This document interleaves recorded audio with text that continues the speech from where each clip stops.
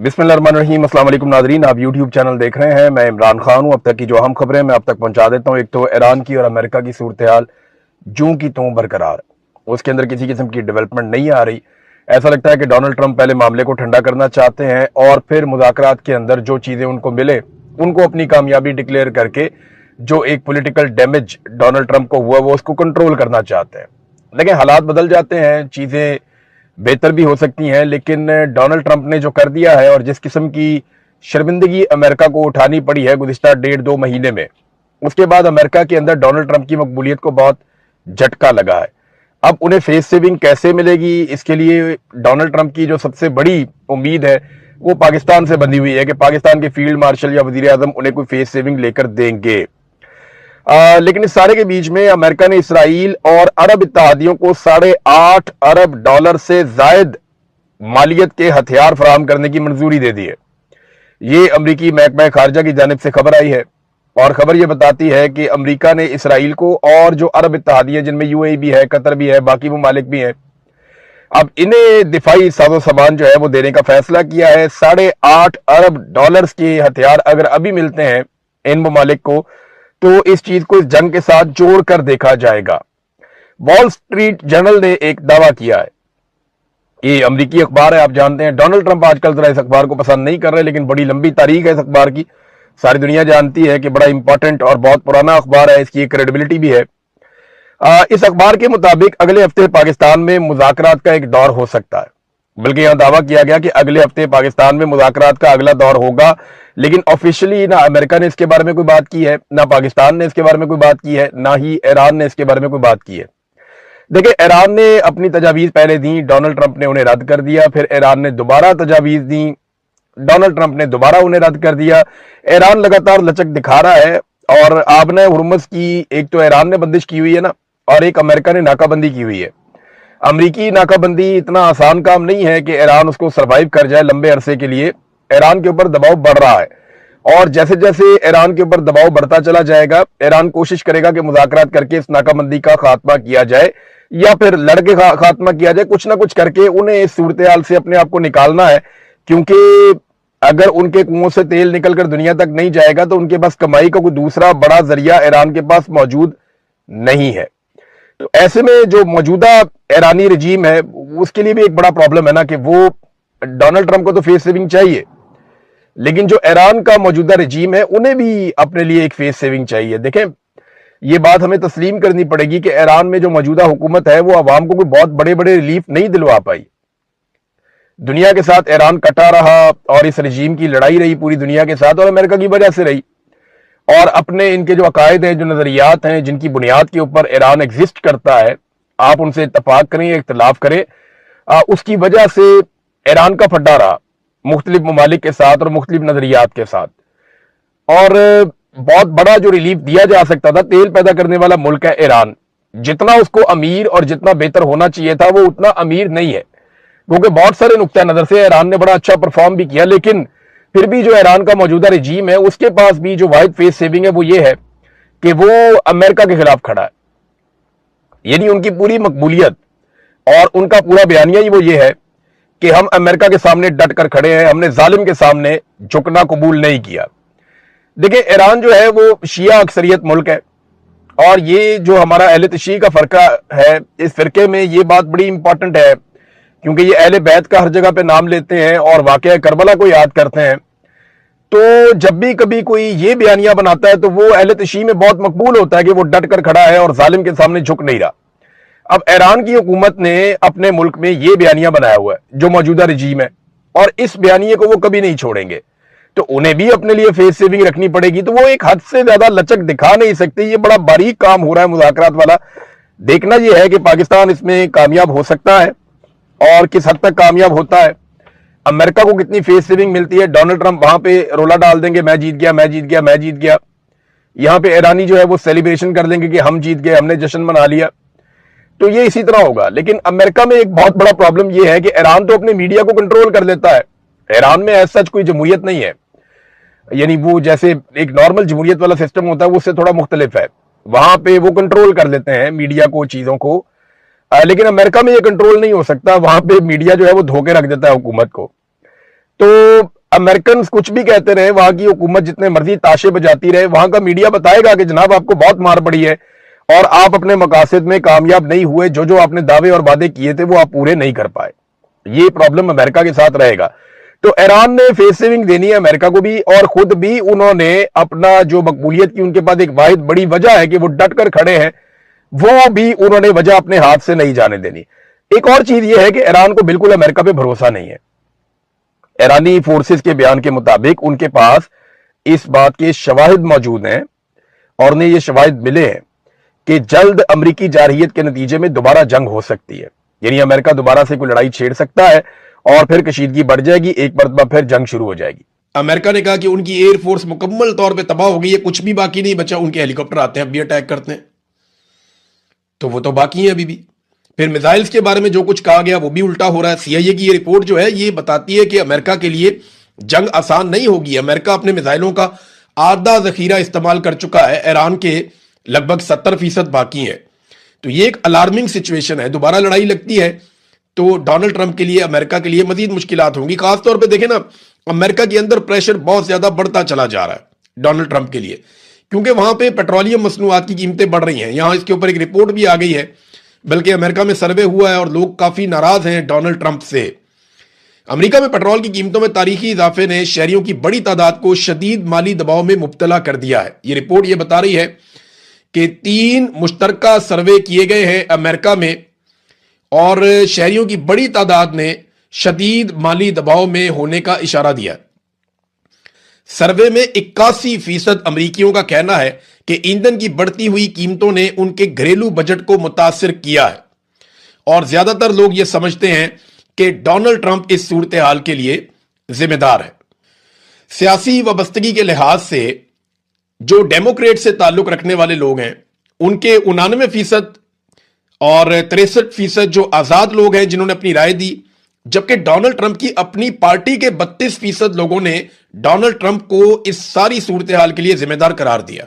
अब आप यहां से अंदाजा कर लें कि 63% अमरीकी कह रहे हैं कि डोनाल्ड ट्रंप ही जिम्मेदार है इस बहरान का, जो बहरान इस वक्त पेट्रोलियम मसनूआत के हवाले से बढ़ती हुई कीमतों में अमेरिका को उसका सामना है। एक और चीज भी है कि दुनिया के मुमालिक भी यह समझना शुरू हो गए हैं कि अमेरिका ने दुनिया के लिए एक बहरान पैदा कर दिया और एक ऐसी लड़ाई ले ली जिसकी जरूरत नहीं थी। गैर जरूरी लड़ाई लड़ी, किसी किस्म का कोई फायदा भी हासिल नहीं हुआ, कोई टारगेट अचीव नहीं हुआ, उल्टा पूरी दुनिया की इकोनॉमी को ठुस कर दिया और पूरी दुनिया को मुश्किलात में डाल दिया। आपने हुर्मुज के अंदर जो कुछ अब हो रहा है उसका खुमियाजा पूरी दुनिया भुगत रही है, खासतौर पर खलीजी मुमालिक। अब यहां पे डोनाल्ड ट्रंप की बातचीत हुई है यूरोपीय कमीशन की सदर से। इसमें डोनाल्ड ट्रंप ने खुद ट्वीट करके इसके बारे में जो बताया वो मैं आपके सामने रखता हूं। डोनाल्ड ट्रंप को वैसे भी आदत है धमकी लगाने की, तो वो हर एक को धमकी लगा देते हैं। वो कहते हैं जी हमने कई मौजूआत पे बातचीत की और हम इस बात पे मुत्तहिद हैं कि ईरान के पास कभी भी जौहरी हथियार नहीं होने चाहिए। वो अपने लोगों को मारते हैं तो ऐसे लोग बम पर काबू नहीं रख सकते, वो लाखों इंसान की जान ले सकता है। मैं सब्र के साथ इस इंतजार में हूं कि यूरोपीय यूनियन तारीखी तजारती मुआहदे के लिए अपने हिस्से को पूरा करे, जिस पर हमने मुख्तलिफ मुलाकातों के अंदर इत्तफाक किया था, जो अब तक का सबसे बड़ा तजारती मुआहदा है। यह भी उन्होंने तजारती मुआहदे की भी बात की, क्योंकि देखिए वो ये बता रहे हैं कि हमारी इकोनॉमी तबाह हो गई है। यूरोप का जो बंदा भी डोनाल्ड ट्रंप से बात करता है वो यही बात करता है कि ये क्या पंगा आपने डाल दिया, इसकी वजह से हमारी इकोनॉमी को इफेक्ट हो रहा है। जब इकोनॉमी की बात हुई तो डोनाल्ड ट्रंप ने अपनी ट्रेड की बात की अमेरिका के साथ उनकी, और वहां पे एक वादा था कि यूरोपीय यूनियन जो है वो टैरिफ को सिफर कर देगा अमेरिका के लिए। तो उन्होंने कहा जी कि उसके लिए मैंने टाइम दे दिया कि हमारे मुल्क की 250वीं सालगिरह तक का वक्त मैंने डेडलाइन दे दी है यूरोपीय यूनियन को कि वो अपने टैरिफ को हमारे लिए सिफर कर दे। बसूरत दीगर बदकिस्मती से उनके टैरिफ में फौरी तौर पर बहुत ज्यादा सतह पर इजाफा कर दिया जाएगा। इधर फिर धमकी लगा दी डोनाल्ड ट्रंप ने। ट्रंप की जुबान में मुझे ऐसा लगता है कि जब तक डोनाल्ड ट्रंप 2 4 5 धमकियां ना लगाएं सुबह से शाम तक, डोनाल्ड ट्रंप को शायद सुकून नहीं मिलता।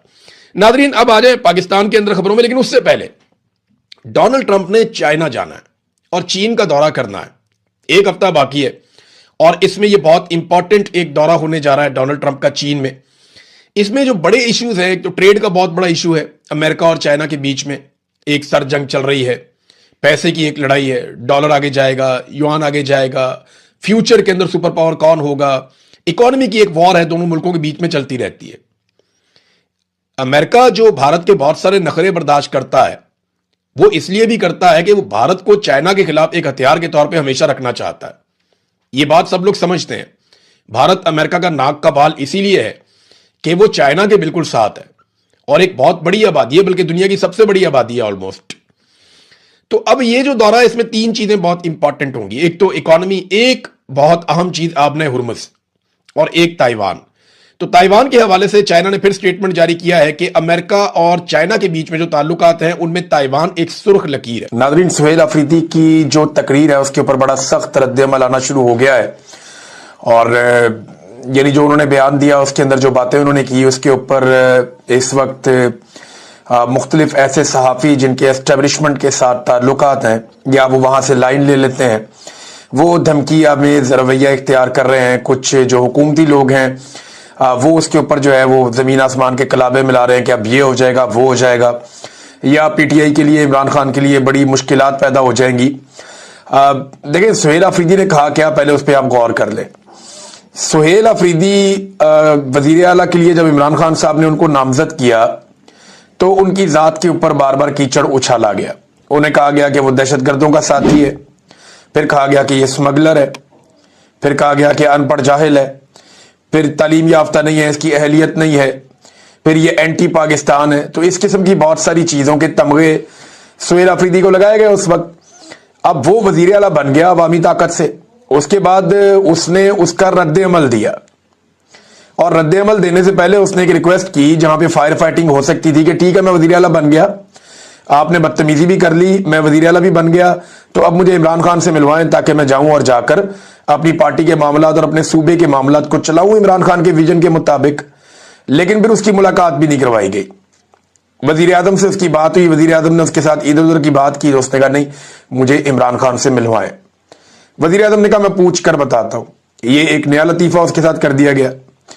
अब जब उसकी मुलाकात भी नहीं करवाई जा रही, जब वो अदालती ऑर्डर्स लेकर कानून के मुताबिक जेल में अपने लीडर से मिलने गया तो एक एसएचओ ने उसे रोक दिया। तो फिर रद्द-ए-अमल तो आएगा ना। फिर जलसे में खड़े होकर उसने कहा क्या? उसने तो किसी को गाली नहीं दी, उसने किसी को धमकी भी नहीं दी। उसने सादी सादी बात की कि जनाब, मैं इमरान खान को जेल में मिलने गया था और मुझे इन्होंने मिलने नहीं दिया, जो गैर कानूनी है और अदालतों की तौहीन है। दूसरा, उसने DG-ISPR ने जो पेशावर में आकर धमकी दी उसका उसने तस्करा किया, और उसने कहा कि मेरे खिलाफ वफाकी वज़रा ने और DG-ISPR ने घटिया जुबान इस्तेमाल की है। अब बजाय इसके कि पाकिस्तान का मीडिया या पाकिस्तान के दानिश्वर इस बात के ऊपर तनकीद करें कि एक शख्स अदालत का ऑर्डर लेकर जाता है मिलने के लिए अपने लीडर को, और वो एक सूबे का वजीर आला है, और एक SHO पांव की ठोकर से या जूते की नोक पे रखता है अदालत के अहकामात को और उस वजीर आला को मिलने नहीं देता, तो मीडिया को तो इस पे शोर मचाना चाहिए। बात तो ये करनी चाहिए कि अदालत का ऑर्डर मौजूद है, आप अदालत के ऑर्डर के ऊपर अमल दरामद क्यों नहीं कर रहे? भाई, एक बंदा अदालत का ऑर्डर लेकर गया है, वो वजीर आला है एक सूबे का, उसने बहुत काम करना है। पहले आपने उसके बारे में घटिया जुबान इस्तेमाल की, उसके बाद वो वजीर आला बन गया, वो फिर भी जा रहा है अपने लीडर को मिलने के लिए और अदालत का ऑर्डर लेकर जा रहा है, आप उसको मिलवा नहीं रहे।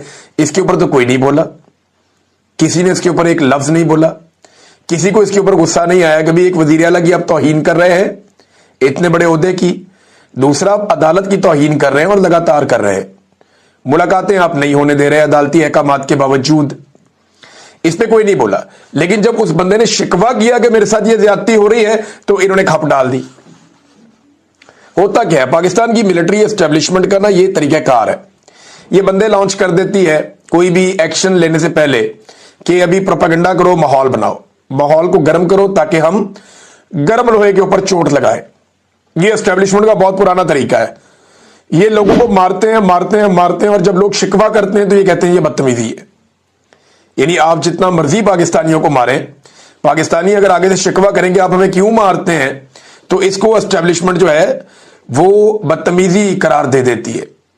अब वजीर आला ने तो गैर कानूनी काम करने के ऊपर तनकीद की है कि आप ये कर नहीं सकते। DG-ISPR एक सियासी प्रेस कॉन्फ्रेंस करके गए जो उनका मैंडेट नहीं है, वो अपने हलफ की खिलाफ वर्जी कर रहे हैं। वो सियासी प्रेस कॉन्फ्रेंस नहीं कर सकते कि, लेकिन उन्होंने उसमें सियासी बातें की है, वो अपनी डोमेन से बाहर निकले हैं, जो उन्हें नहीं करना चाहिए था, ये उनसे बड़ी गलती हुई है। अब उसका रद्द-ए-अमल तो आएगा, तो उसका जब रद्द-ए-अमल आया, और वो भी सिर्फ शिकवे की सूरत में आया, कोई गालम गलोच नहीं हुई, लेकिन गालम गलोच ब्रिगेड जो है वो लॉन्च की गई सीएम अफरीदी के खिलाफ। तो इससे होगा क्या, अब धमकियां लगाई जा रही है कि जी इमरान खान साहब को अब ये वाला नुकसान हो जाएगा इससे, या वो वाला नुकसान हो जाएगा इससे, तो पीटीआई के लिए अच्छा नहीं होगा। तो पहले पीटीआई के लिए या इमरान खान के लिए कोई बहुत अच्छा हो रहा है इस मुल्क में? एक ताजा मिसाल आप सुन लीजिए।